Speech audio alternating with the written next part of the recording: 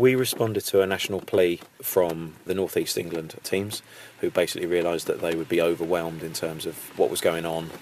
So we had a conference call within the region, and the region is consisted of Cornwall, Devon and a bit of Somerset. Decided that we could send some resources as well as maintain our commitments within the county. And so 49 people, 6 4x4 vehicles made their way up on Sunday evening, arriving in York at about 10 o'clock. The thing that we've got to remember is that you're all volunteers, and you've put an tremendous amount of man-hours into this. So the 2 days that we were actually deployed, we did 2 11 and a half hour shifts, which equates to about 1,100 man-hours worth of effort towards the Yorkshire floods. Wow. And what were you tasked with mainly? I understand it was things like welfare checks and things like that. Yeah, essentially we were supporting the statutory services who were quite busy in trying to restore the infrastructure and maintain a level of emergency response for those that in dire need. So we were supporting them. We were doing welfare checks to deliver assets to remote, isolated communities. We dealt with 3 places that were marooned. Their village was on a little bit of a hill, but they were surrounded by water. And so we were making sure that they were okay and escalating to the statutory services where they required equipment, sandbags, food, etc., because the power was out. Something also to bear in mind that the communications within the region were knocked for 6 when the telephone exchange was flooded, and so 45,000 homes were without landline cover. And so a lot of the communication was done across our network to try and get that back to the statutory services, and they can then be helped. And on your final night, I understand that you were in Tadcaster, is that right? When the bridge collapsed? We were just in the process of packing up at our rendezvous point, which was just outside the city, where we'd been stationed and based. And we got a frantic call from the Silver Commander to say that the bridge in Tadcaster had collapsed and that there was a possible issue with potential gas explosion in the city. Therefore, could we go and help with the evacuation of 3,000 homes?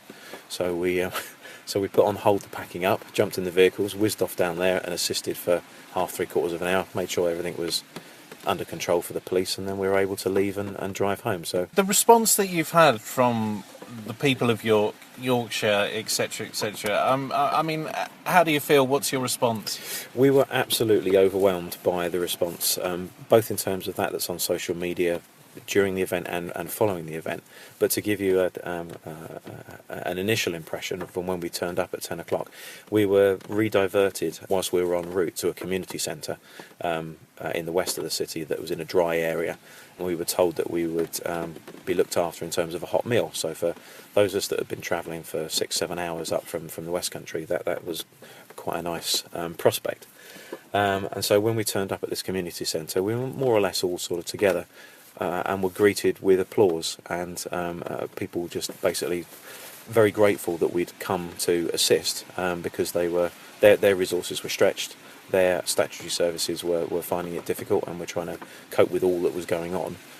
So it was a really humbling experience in terms of, we hadn't even done anything at this point, but we were being applauded into the community centre and then given a hot meal from people that had come just in a voluntary basis from their homes. It had been organised across Facebook by 3 ladies in the community who said, look guys, we're aware that these folks are coming, let's do something for them. So we had the whole community hall to ourselves, almost 50 of us, and we're provided with a hot meal, which is just fantastic. It's always nice to be appreciated. It's what we do. We are volunteers, and we volunteer for mountain rescue to help people. It's exactly what we do. No matter what walk of life we come from professional backgrounds or so on and so forth, and we saw that they were in need, and therefore we could do something about it. We're very grateful for their appreciation, and anything to do really to raise the profile of mountain rescue across the UK and other voluntary services has got to be a good thing, especially in these difficult economic times. If you have a message as well for the people of Yorkshire, or just thank you again for making us feel so welcome. We were absolutely blown away by the friendliness of people, their willingness to support us and the efforts that we were trying to do. They've been through a lot, got a very cheery disposition, typical Yorkshire pluck and courage, fantastic sense of humour, meeting all sorts of different people in all sorts of adverse conditions. They were more worried about their neighbours and other people within their communities and other communities.